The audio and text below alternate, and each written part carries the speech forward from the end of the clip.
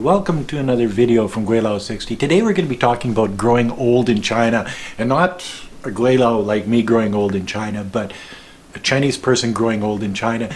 And I'm going to refer back to my cousin, I guess, my wife's father's biological brother's son, Tongo. He's from Bobai, but see, Tongo is a special kind of person. He does everything the old way. If it was done like this 500 years ago, that's exactly what he's going to do. And Tongo is the oldest boy in that family, that immediate family. So I'm going to tell you exactly, well, not just Tongo and his family, but anyway, so Tongo lives in Bobai, and Tongo is a farmer from Bobai. But when he was younger, he went to the city to go to work, and I would imagine try to find a wife and all this other stuff, and that's just the way things go in China. But when he was in Nanning, he moved to Nanning city. Then Daddy got old. Mom died. Dad got old, and Dad couldn't take care of himself anymore. So, being the oldest son in the family, Tongo had to go back to Bobai to take care of his father. In the meantime, he got married to his wife and had 3 boys. Okay, so this is generational, so bear with me. So because Tongo is the oldest boy, he's responsible for Dad, or Mom if Mom was still alive, type thing. So Tongo goes back to the original farm home and takes care of Dad. During this time period, because when he went to Nanning, he learned how to make the best barbecue duck ever. So, I love going to Tongo's place. He sells barbecue duck in a little sort of marketplace in an area of Bobai. And Bobai, the village of Bobai isn't just here like it is in Canada. The village of Bobai covers many square miles and lots of road and whatever, so it's here, there, and everywhere type thing in that area, so it's more of an area. Anyway, I digress. So Tongo goes back and takes care of Dad, but because he's married, now he's got kids, Dad is living with him in his house. Tongo's wife, not too happy about that, but because it's not her dad, it's his dad, but that's the way it is. But during this time period, Tongo built a new house, a big house, 3-story house with a level for each one of his boys type thing. So the boys go off and go to work, but when they come back to Bobai, they always have a home to stay in. Does Tongo go live in that new house? No, Tongo lives in the old house with his wife and a couple of dogs and his father. But just recently, this last year, the father died, so Tongo's on his own again, and his wife is happy, and just him and the wife and the boys are gone. Oh, and the pig's thigh that is attached to the old house. See, they don't care about themselves. They want to give their children the best chance at having a good life, to have a better life than what they had. Why is this? Well, because Tongo knows that he's a farmer and he's never going to be a really rich person. He's not going to have an old age pension. His wife isn't going to have an old age pension. Nobody's going to say you won the 649 lotto or the Lotto Max or whatever. That just doesn't happen. The government's not going to step in and say, here, Tongo, here's your social security check and your Canada pension plan check. This isn't going to happen in China. So what Tongo's doing is he's making it so his boys have the best chance of becoming rich, self-sufficient members of Chinese society. But when Tongo gets old, the oldest boy, because this is the way it is here, because he's the oldest boy, he's responsible when Tongo gets old to come back to Bobai and take care of Dad. Whether the oldest boy has a wife and children, doesn't matter. He's obligated to come back and take care of Dad. So what Tongo has done is the same thing his father did before him, and his father did before him, and his father did before him. Make it so the children, and especially the oldest boy in the family, has enough, I guess, help when he's younger to go to school, to get a job, to have a life. But when your dad gets old or your mom gets old, it's time to go back to Bobai and take care of the old people. And this will go on and on and on. And I don't think it's going to change in the next couple of generations at least. See, I know a little bit about this because Wei Fong's dad, he lives with us in Nanning. Mom died here in 2011. And because Wei Fong's brother has a hard time dealing with his own life, well, Wei Fong sort of stepped in, and I stepped in. Well, I'm the oldest male in the family, but I'm married to the daughter, so it's really not our responsibility. But we took it on anyway, just because the old boy, he didn't have any money, you know. It's just the way. It's like me going on the subway. I got no money. The girls are taking care of me. That's fine. But a number of years ago, the old boy, we gave him money to go buy his old age pension, so he's got money in his pocket. He gets about, I don't know, 1,800 RMB a month. Not enough to live on his own, because he doesn't have a house, to go rent a place and whatever. So we bought a house, and he lives in the house, and when we're there, we live with him. When we're not there, our sister-in-law lives with him and helps take care of him, because he's like 82 years old now. And yeah, difficult, but he, and not all here, but he can still sort of take care of himself, and he can get out and about and whatever. So Tongo's, what's that? BC1. Oh yes, and it's a beautiful day today too. I should be doing this outside, but I'm not. Anyway, so Tongo's dad set it up so he would be taken care of in his old age, because he helped Tongo do what he has to do to be the person he is. Tongo did the same thing to his son. So when Tongo gets older, he'll have the oldest son come and help him when he's in his older years. Wei Fong's father got lucky because although the son isn't in a position to take care of him in his old age because he's living in Vancouver, then Wei Fong and I were in a position to help him with old age pension, and he's got a place to live, and he lives a pretty good life.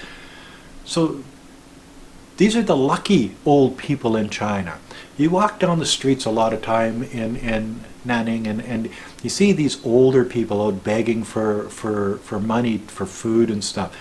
These are the ones that the children have just said, not my responsibility, or the oldest son didn't take that responsibility and said, well, I'm not going to do that. And nobody else stepped up to the plate. So what does that do to these old people? That leaves them as street people, begging for whatever. Or maybe they're part of a village inside the city where they have a little place to live, and these places are rat holes and lao sudong, rat hole in Chinese, that although they're a roof over your head and a place to sleep and eat, they're rat-infested holes is what they are. But being an old person, they can't do any better than that. So a lot of these older people fall through the cracks because of the children that won't take care of them. So you've got about two classes of old people: people that are being taken care of, and people that aren't. Some of them are the people that are being taken care of. They have money, maybe ex-government employees and all this other stuff. But there are no old folks homes that I've ever seen. I've heard of them, but they're not a normal thing. So growing old in China is different than growing old in Canada. Canada, well, you grow old, every once in a while you see your kids on a holiday, or as you're passing through their hometown, or on Christmas or whatever. And then us old boys head for Arizona or whatever, because we've got old age pension, we've got Social Security, we've got Canada Pension Plan, we've got money in the bank because we've been working in Canada. It's not the same in China. So we take care of ourselves when we get older, and when we get older, if we get loony in the bin, well, then there's old folks homes and assisted care living homes and stuff in Canada or the Western world, States, whatever. In China, they don't have that. So if family doesn't step up to the plate and take care of these old boys and girls when they can't take care of themselves, well, then they're destitute. They're in trouble. They don't have that safety net like the Western world does. So growing old in China can be difficult, not only for the older person, because they're growing old. What am I going to do if I don't have family to take care of me? Even if they do have family to take care of them, oh, I'm a burden on the family, so it doesn't make them feel good. That's why we bought Wei Feng's dad old age pension. So at least he's got his own money, and it makes him feel better that he's not sponging off you all the time for his pocket change and going out to buy whatever he wants to buy, clothes, shoes, I don't know, new hat, whatever, So being an old person in China is a lot tougher than being an old person here in Canada. One old lady comes to mind on Gweilo, and she's like, I don't know, in her 80s, and she's loony upstairs and stuff, and she's always begging on the street, and she'll chase you down the street type thing, and she'll sit in the park in front of the bank and pick grass, and so she's not all up there upstairs, eh? And every once in a while you see her son and his wife come and pick her up and take her home, and he says, well, she's got a nice home, she doesn't need money, we feed her, everything for her, but she's got it in her mind that she wants to go out and get money, so she goes out and begs. When they go to work, she heads out and she begs for money, and they have to come and get her, haul her home, and so an old person daycare for somebody like that might be a good idea. Old person daycare in China doesn't exist. When these people go to work and leave somebody like that at home alone, and then they come home and she's gone, and you got to go out and nanning 7 million people. She's got her favorite places. They sort of know where to go get her. But it would be better if there was something there, daycare or something there that they could drop her off in the morning, pick her up at night, so they don't have to worry about her all day. So there's things like that go on too. So not every old person out begging really has to. It's just some of them do because maybe she's got nothing else to do. I believe growing old in China for the rural people rather than the urban people, the people in the countryside, I think it's easier because they've got those values that were instilled generations ago, and they do the same thing from generation to generation to generation. Where in the city things are changing now, where the young people don't want to take care of the old people anymore. They want to have their own lives. Where in the countryside, nothing's changed. The way it was 200 years ago is the way it is now in the countryside, especially in places like Bobai. You've got pigs, you got chickens, you got a rice field. You might have a little shop that you sell something in, and that's it. And that's the way that's the way it is now, and that's the way it was 200 years ago. But you go to the city, and what used to be 1 or 2 stories high is now 32 stories high. There's engineers and doctors and international businessmen, and there's importers and exporters, and all of these people, they look differently at their older people in the city as they do in the country. In the country, an old person is somebody that deserves respect because they know about how to feed the pigs, how to raise chickens, how to build a country house, how to harvest the rice, how to, all of the different things that you do as a farmer in China. But in the city, the older people, they were left behind. They don't know all of this new technology. They don't know how to pick up a cell phone and WeChat to somebody. So they've been left behind. So to a lot of the, how do you say this? To a lot of the children in the city, they're having to take care of the old people. They're embarrassed about the older people, the mother or the father, because they don't have the education. They were brought up in Cultural Revolution days of China. They no education, no understanding of the new world. Then jump over to a place like Bobai, a farming community, and these old people are the people that do have the knowledge. So this is the difference between growing old in the city and growing old in the country, where, sure, they will take care of the mother or father on a regular basis. Some of them don't, but most 90% will.